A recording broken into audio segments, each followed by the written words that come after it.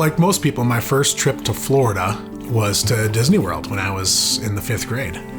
But my first trip to Florida visiting the natural areas was about 10 years ago, taking folks down there and exploring. And I fell in love with South Florida.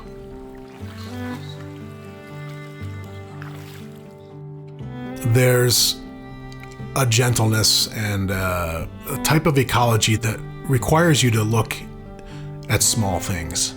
There's no grand mountains, there's no glaciers melting, there's no huge vistas, but there is all these amazing creatures and plants that live in this environment that can produce so many different species.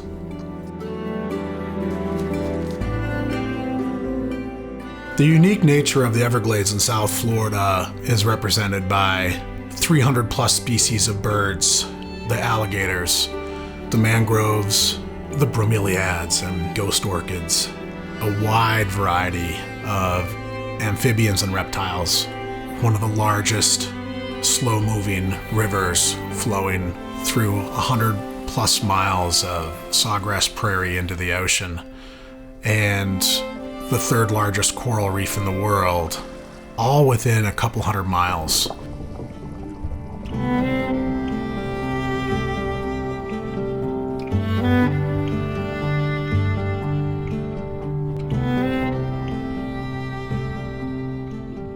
Just the difference of a few feet here and there is a completely different ecology, a different system. From the treed hammocks all the way down is only about 15 feet to a coral reef. It's amazing.